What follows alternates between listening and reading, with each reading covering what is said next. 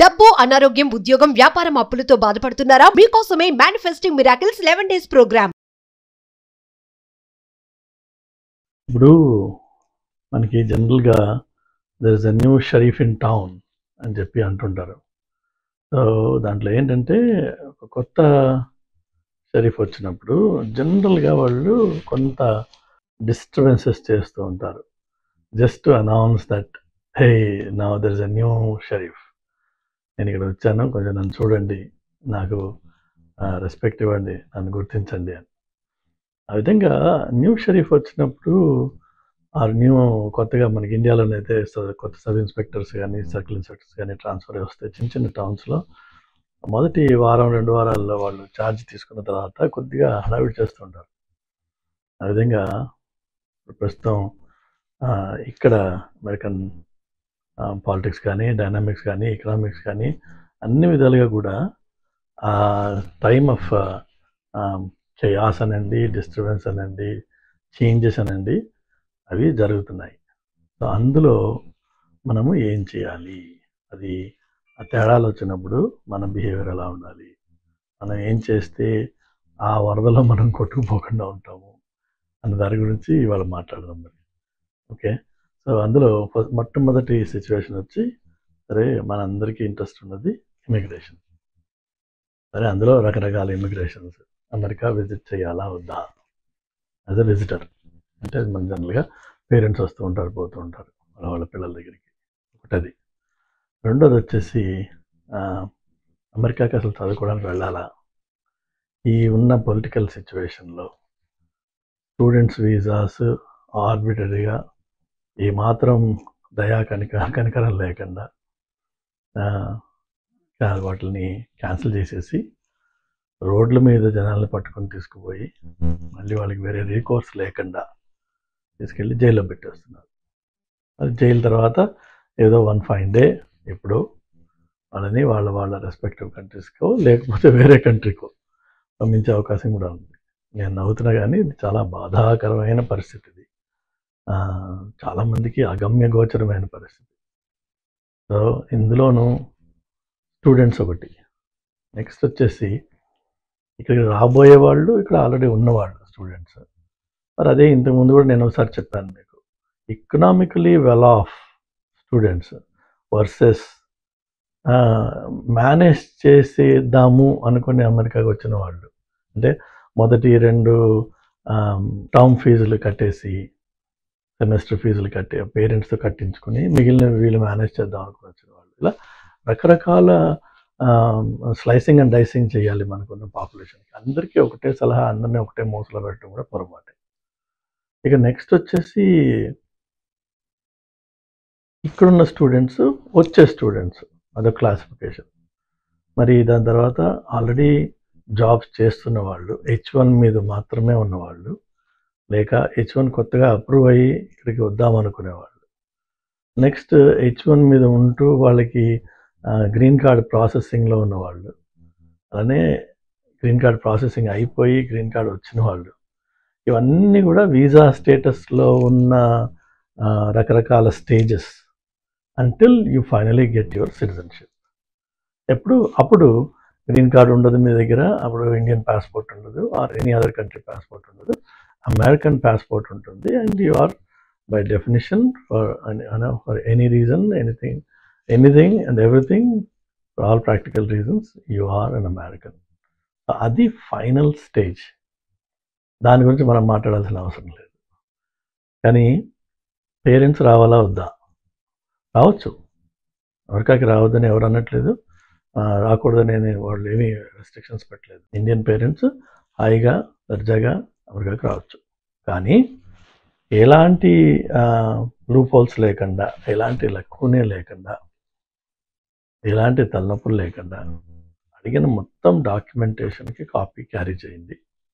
దాంతో మీకు port of ఎంట్రీలో అడిగే ప్రశ్నలకి మీ దగ్గర జవాబులు ఉంటే సరిపోతుంది. అలానే మిమ్మల్ని స్పాన్సర్ చేస్తున్న వాళ్ళ గురించి కంప్లీట్ డీటెయిల్స్ రాసుకున్నా, మెమరీ అయినా ఏదో ఒకటి చేసి మొత్తానికి గుర్తుంచుకునండి. వాటిని వేగ్గా రిప్లై ఇవ్వద్దు. రిప్లై ఇస్తే మీ జెన్యూనిటీ గురించి వాడు సస్పెక్ట్ చేస్తాడు. టైం ఎక్కువ పడుతుంది పోర్ట్ ఆఫ్ ఎంట్రీలో. పెద్దవాళ్ళని అంత ఇబ్బంది పెట్టకపోవచ్చు, ఐ డోంట్ థింక్ సో.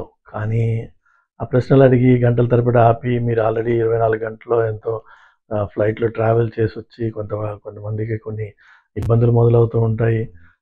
కాళ్ళ నొప్పులో, చేతుల నొప్పులో, నడుము నొప్పులో, ఇవన్నీ అయిన తర్వాత మళ్ళీ ఇక్కడికి వచ్చి వాడు గంటల తరబడి ఆపి వాడితో తలనొప్పి పడే బదులు ముందే ప్రిపేర్డ్గా ముందే అన్నీ తయారు చేసుకుని వాళ్ళకి కావాల్సిన దానికంటే ఎక్కువ డాక్యుమెంట్ తోటి రండి. వచ్చే ఇబ్బంది ఏమీ లేదు, అంత నార్మల్గా ఉంటుంది. ఏది భయపడాల్సిన అవసరం లేదు. అంటే మీరేమీ దొంగతనానికి రావట్లేదు, మీరు ఇక్కడికి వచ్చి చేసేది కూడా ఏమీ తప్పులు ఉండే అవకాశం లేదు. కాబట్టి పేరెంట్స్ రావచ్చా వద్దా, ఫస్ట్ ఆ ప్రశ్నకి నా జవాబమ్మ. మనకి జనరల్గా there is a new sheriff in town అని చెప్పి అంటుంటారు. సో దాంట్లో ఏంటంటే ఒక కొత్త షరీఫ్ వచ్చినప్పుడు జనరల్గా వాళ్ళు కొంత డిస్టర్బెన్సెస్ చేస్తూ ఉంటారు. Just to announce that hey now there is a new sheriff, నేను ఇక్కడ వచ్చాను, కొంచెం నన్ను చూడండి, నాకు రెస్పెక్ట్ ఇవ్వండి, నన్ను గుర్తించండి అని. ఆ విధంగా న్యూ షరీఫ్ వచ్చినప్పుడు కొత్తగా మనకి ఇండియాలోనైతే కొత్త సబ్ ఇన్స్పెక్టర్స్ కానీ సర్కిల్ ఇన్స్పెక్టర్స్ కానీ ట్రాన్స్ఫర్ వస్తాయి చిన్న చిన్న టౌన్స్లో. మొదటి వారం 2 వారాల్లో వాళ్ళు ఛార్జ్ తీసుకున్న తర్వాత కొద్దిగా హడావిడి చేస్తుంటారు. ఆ విధంగా ప్రస్తుతం ఇక్కడ అమెరికన్ పాలిటిక్స్ కానీ, డైనామిక్స్ కానీ, ఎకనామిక్స్ కానీ అన్ని విధాలుగా కూడా టైమ్ ఆఫ్ చయాస్ అనండి, డిస్టర్బెన్స్ అనండి, చేంజెస్ అనండి, అవి జరుగుతున్నాయి. సో అందులో మనము ఏం చేయాలి, అది ఆ తేడాలు వచ్చినప్పుడు మన బిహేవియర్ ఎలా ఉండాలి, మనం ఏం చేస్తే ఆ వరదలో మనం కొట్టుకుపోకుండా ఉంటాము అన్న దాని గురించి ఇవాళ మాట్లాడదాం మరి. ఓకే, సో అందులో మొట్టమొదటి సిచ్యువేషన్ వచ్చి, సరే మనందరికీ ఇంట్రెస్ట్ ఉన్నది ఇమిగ్రేషన్. సరే అందులో రకరకాల ఇమిగ్రేషన్స్, అమెరికా విజిట్ చేయాలా వద్దా యాజ్ అ విజిటర్. అంటే మన జనరల్గా పేరెంట్స్ వస్తూ ఉంటారు, పోతూ ఉంటారు వాళ్ళ పిల్లల దగ్గరికి, ఒకటది. రెండోది వచ్చేసి అమెరికాకి అసలు చదువుకోవడానికి వెళ్ళాలా, ఈ ఉన్న పొలిటికల్ సిచ్యువేషన్లో స్టూడెంట్స్ వీసాస్ ఆర్బిటరీగా ఏమాత్రం కనికరం లేకుండా వాటిని క్యాన్సిల్ చేసేసి రోడ్ల మీద జనాలను పట్టుకొని తీసుకుపోయి మళ్ళీ వాళ్ళకి వేరే రీకోర్స్ లేకుండా తీసుకెళ్ళి జైల్లో పెట్టేస్తున్నారు. అది జైలు తర్వాత ఏదో 1 fine day ఎప్పుడో వాళ్ళని వాళ్ళ రెస్పెక్టివ్ కంట్రీస్కో లేకపోతే వేరే కంట్రీకో పంపించే అవకాశం కూడా ఉంది. నేను నవ్వుతున్నా కానీ ఇది చాలా బాధాకరమైన పరిస్థితి. ఇది చాలామందికి అగమ్య గోచరమైన పరిస్థితి. సో ఇందులోనూ స్టూడెంట్స్ ఒకటి, నెక్స్ట్ వచ్చేసి ఇక్కడికి రాబోయే వాళ్ళు, ఇక్కడ ఆల్రెడీ ఉన్నవాళ్ళు స్టూడెంట్స్. మరి అదే ఇంతకుముందు కూడా నేను ఒకసారి చెప్పాను మీకు, economically well off students versus manage చేసేద్దాము అనుకుని అమెరికాకి వచ్చిన వాళ్ళు. అంటే మొదటి 2 టర్మ్ ఫీజులు కట్టేసి, సెమిస్టర్ ఫీజులు పేరెంట్స్తో కట్టించుకుని మిగిలిన వీళ్ళు మేనేజ్ చేద్దాం అనుకుని వచ్చిన వాళ్ళు. ఇలా రకరకాల స్లైసింగ్ అండ్ డైసింగ్ చేయాలి మనకున్న పాపులేషన్కి. అందరికీ ఒకటే సలహా, అందరినీ ఒకటే మోసలో పెట్టడం కూడా పొరపాటే. ఇక నెక్స్ట్ వచ్చేసి ఇక్కడున్న స్టూడెంట్స్, వచ్చే స్టూడెంట్స్, అదొక క్లాసిఫికేషన్. మరి దాని తర్వాత ఆల్రెడీ జాబ్స్ చేస్తున్న వాళ్ళు, H1 మీద మాత్రమే ఉన్నవాళ్ళు, లేక H1 కొత్తగా అప్రూవ్ అయ్యి ఇక్కడికి వద్దామనుకునేవాళ్ళు, నెక్స్ట్ H1 మీద ఉంటూ వాళ్ళకి గ్రీన్ కార్డ్ ప్రాసెసింగ్లో ఉన్నవాళ్ళు, అలానే గ్రీన్ కార్డ్ ప్రాసెసింగ్ అయిపోయి గ్రీన్ కార్డ్ వచ్చిన వాళ్ళు, ఇవన్నీ కూడా వీసా స్టేటస్లో ఉన్న రకరకాల stages until you finally get your citizenship. అప్పుడు గ్రీన్ కార్డ్ ఉండదు మీ దగ్గర, అప్పుడు ఇండియన్ పాస్పోర్ట్ ఉండదు, or any other country passport ఉండదు, అమెరికన్ పాస్పోర్ట్ ఉంటుంది. And you are by definition for any reason, anything and everything, for all practical reasons you are an American. అది final stage. దాని గురించి మనం మాట్లాడాల్సిన అవసరం లేదు. కానీ పేరెంట్స్ రావాలా వద్దా? రావచ్చు, అమెరికాకి రావద్దని ఎవరు అనట్లేదు, రాకూడదని వాళ్ళు ఏమీ రెస్ట్రిక్షన్స్ పెట్టలేదు. ఇండియన్ పేరెంట్స్ హాయిగా దర్జాగా అమెరికాకి రావచ్చు. కానీ ఎలాంటి లూప్ హోల్స్ లేకుండా, ఎలాంటి లక్కునే లేకుండా, ఎలాంటి తలనొప్పులు లేకుండా అడిగిన మొత్తం డాక్యుమెంటేషన్కి కాపీ క్యారీ చేయండి. దాంతో మీకు పోర్ట్ ఆఫ్ ఎంట్రీలో అడిగే ప్రశ్నలకి మీ దగ్గర జవాబులు ఉంటే సరిపోతుంది.